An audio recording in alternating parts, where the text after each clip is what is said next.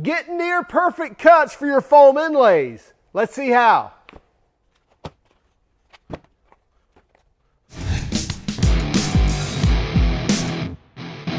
Just recently when we ran the giveaway of the Milwaukee impact wrenches, which this is the actual giveaway right now, and it's actually shipping out tomorrow. So we found out the winner today. We contacted him, he gave us his shipping address, and it's headed out to Texas tomorrow. Anyway, how did we get the perfect foam inlay cutouts for this? Well, we actually had to think long and hard about it, but we've come up with a couple of ideas. One that's absolutely insane, expensive, and takes a little bit of time, and the other one that doesn't take so much time and you can still get the near perfect cuts. Now, when it comes to foam for doing foam inlays, you can source this from several places. You can go with the Kaizen foam, which is great stuff. All of it's basically layered foam. As you see here, there's different layers that make up this thick piece of foam. This is actually sourced from Milwaukee. So they sell, as you see, kind of the knockouts or the grooves right here.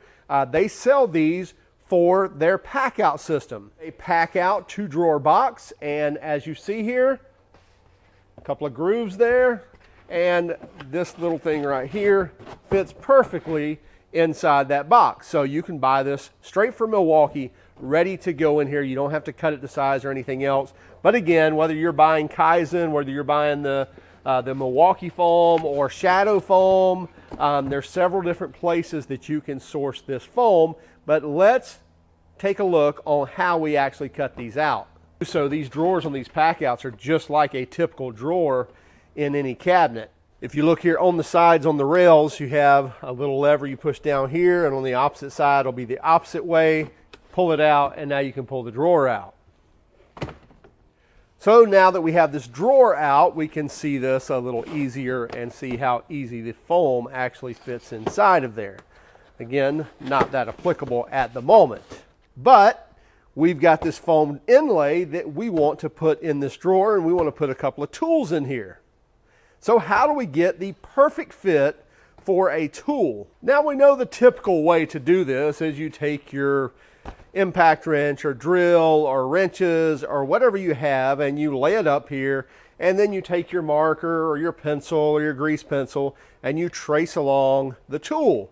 Well, that works out pretty well, but then you got to deal with the offset of wherever the lead or the ink or whatever's coming out of the pen, and you're going to trace fine right here, but once you get into this midsection where you're trying to trace along this handle, you got to make sure whether you're holding this upright, and if you are, then you've got that offset to deal with. Anyway, there's some imperfections at best to deal with. Now, some people may say, who cares? Get it traced, get it cut, be done with it. And then once you get that traced, then you bring in your razor knife and you cut, your depth, and then you dig that out. And we've seen this probably a million times. If you haven't, then you can find plenty of YouTube videos to see. We wanted a better option. We wanted a more perfect look. And so we know we found it. In fact, we've got the crazy, absolute, insane, spend more time and spend more money than it's really probably worth option that we're going to show you. And we've got another option that's kind of middle of the road that's going to still be quick, but give you more of a perfect cut. So let's take a look. So I saw where people had taken some kind of flat pictures, if you will, of things. And so basically lay it down, take your phone, take a photo straight over the top, then turn it into a flat file and shade everything out. Anyway, come up with an outline and then print that out and use that for cutting. The problem with that is when you're using a camera, a lens, wherever it's at, it's going to use that cone effect. So, the closer you are, the more it's going to spread out, and so you're going to get some of this, as you see in this camera lens here. Doesn't matter how exact perpendicular I get this, you're going to see some of the top of this battery here, you're seeing some of the underside here, you're not seeing some of the top here, and if I go here, then you're not getting a true perspective of that actual tool when it comes to flattening it out. And so you're not going to get the right perspective if I just printed that out and scanned that in and printed it out and cut out the outline. Now you can do some manipulation and get that right. However, again, I think we've got a better option.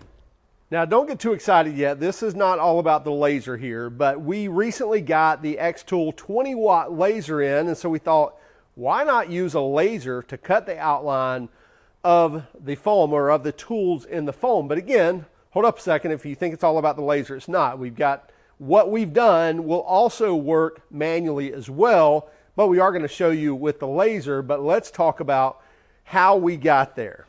So we needed a near perfect flat image to work with the laser, as well as if we wanted to print this out, cut it out, and use it as a template.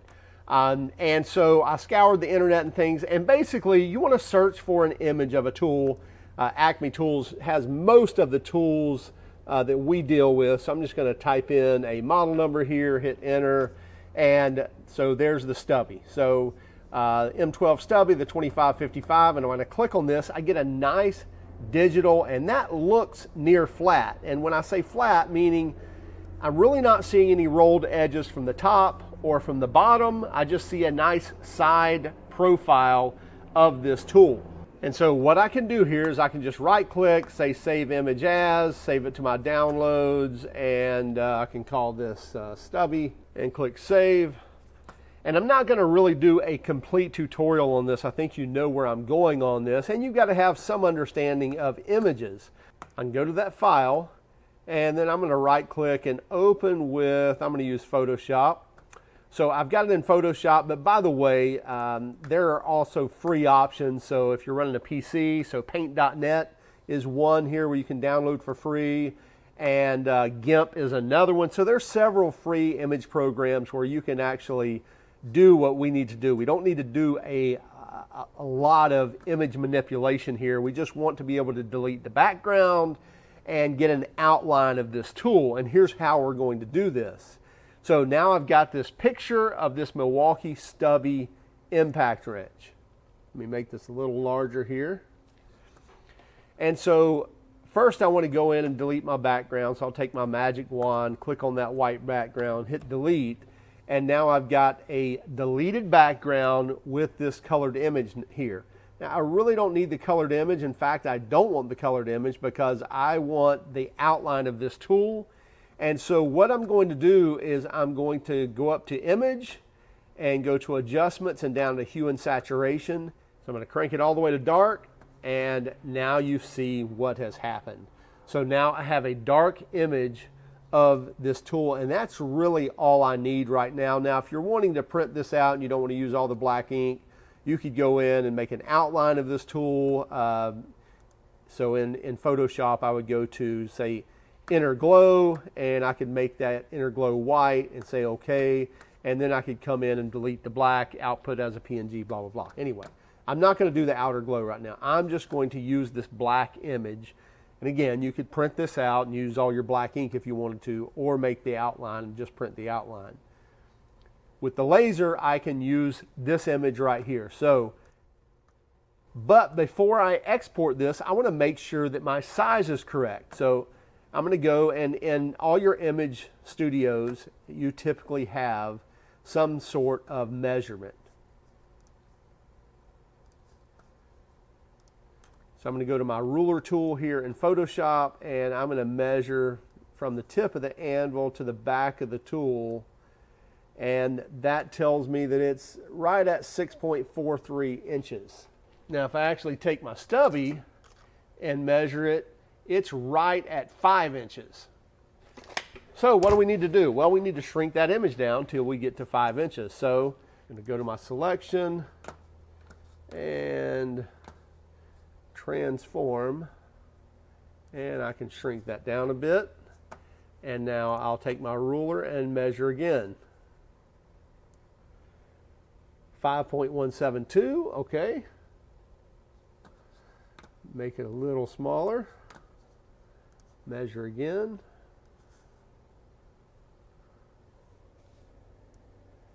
.872.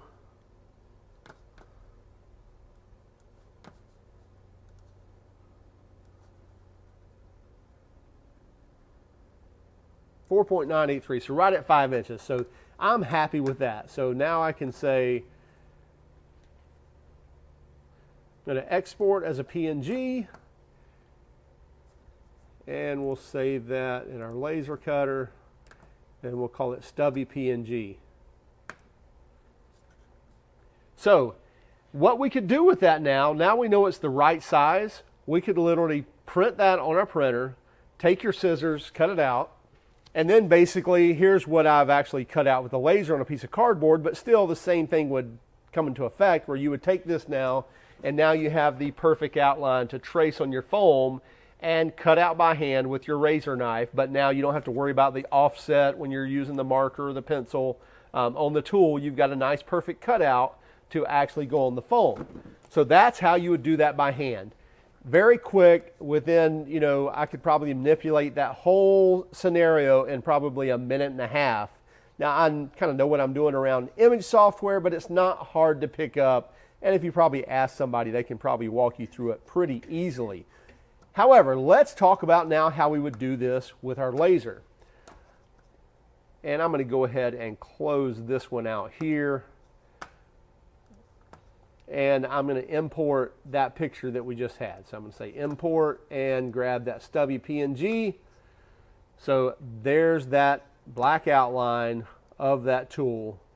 And now once it's in here in my laser program in Lightburn, I can right click and I can say trace image, because what we're wanting to do is get a vector image of that file. Basically, we want plotting points for that laser to follow. And I can actually take a look here, and so this pink line around here, this purple line, is what that laser is going to follow. And say, okay, I'm good with that, and now it actually deleted my image out of the way, and all I have now is that vector or that outline of that tool and all the plotting points. And now I can turn this wherever I need to. And now I'm ready to cut an outline of that tool in foam or cardboard or what have you. So if you do have a laser cutter, or you have access to a laser cutter, maybe you've got a friend with one, you could go ahead and kind of make the file, take it over to them and say, hey, can you cut this out on this foam for me? And maybe they can help you out. Anyway, so it's that quick to get that digital flat file into a, in this case, Lightburn Studio, and let's make some cuts now. Now I'm going to go ahead and open up the file that we were using that I've already got laid out.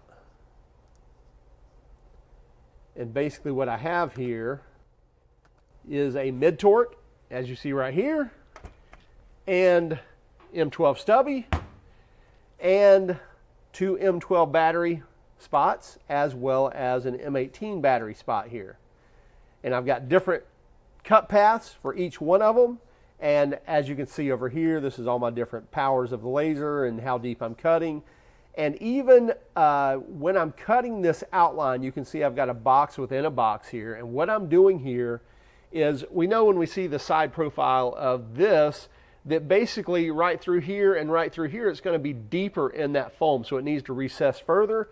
So I'm cutting a little box here where the battery attaches, this part right here that's going to be deeper, this part here that's deeper, and so you can see these extra outlines in here where we're going to cut deeper, more power to the laser when we cut those processes. Now first I'm going to hit my frame button, and that's going to basically frame out the area where it's going to cut. And what that's doing is doing basically a complete outline of the furthest points of my plotted area. So this ensures that we don't have any obstacles in the way, and when the laser program starts running and burning, that it's not going to hit a boundary, obviously hit the side of kind of the max output of the laser itself. So that ensures me when I frame it that it's going to do everything in the path that's set for it. We'll go ahead and run this.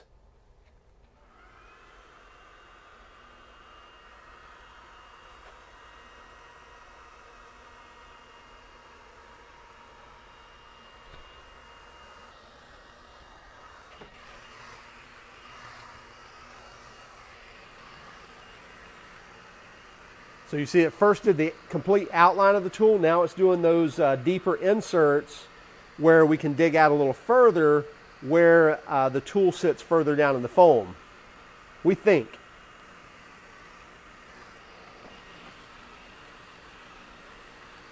Now it's going to do the M18 battery. Now it's going to come over and do the 2 M12 batteries.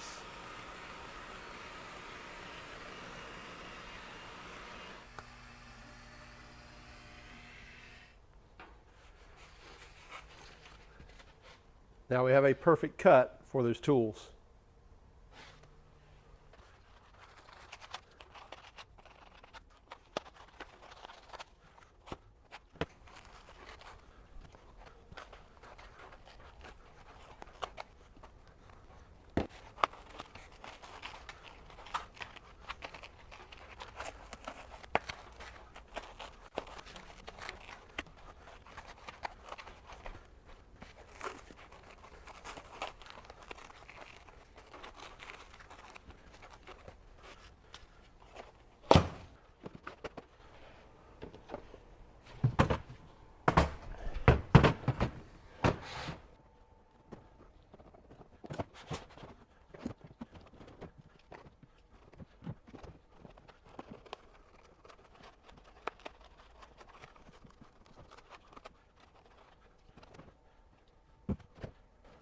Nice, perfect fit for all the tools. If you need to do a little more digging, you can do so. But the outlines have been cut, and you can kind of see the two-step right here where it made the original outcut and then the deeper cut so I could dig out this foam here. Again, we can go as deep as we want to. But don't forget, again, we could use our foam, print out your image once you make sure that it's the right size, trace it onto your foam, and cut it out with your razor knife, and you're good to go. Well, you may think we're absolutely insane by utilizing a laser to cut out our foam inlays, but that's just how we think around here. We think of what's the absolute most insane way to actually do something. No, actually it works out pretty well, and there's a little bit of work on the front end, and then you have to watch the laser and figure out how deep you need to cut all the foam, but it works out pretty well, and the more we used it, the more we kind of perfected the way to do it, and knowing how deep we need to cut, especially the secondary cuts and things like that. Now, we haven't used it to actually fill the hole, kind of like you would be engraving, and actually emboss the whole thing and let the laser do all the work. We figured that would be too much smoke, and what's the point of actually having the layered foam if you're going to do that anyway? Now, we also mentioned about, using a printer and actually printing out the actual template, cutting it out, and then using it. And by the way, if you are going to use a laser, then use some cardboard to practice your templates, make sure the sizes are right, make sure you don't need to manipulate any certain areas or anything, and that works out quite well. And then you have a ton of cardboard cutouts laying around everywhere, and you can use those for pretend if you want to. And then others had talked about buying this stuff, I think it's like floor material from like Harbor Freight, and using that for your foam inlays. And I guess you could do that. You would basically have to cut multiple layers of this. So you'd cut this one, cut another one, cut another one.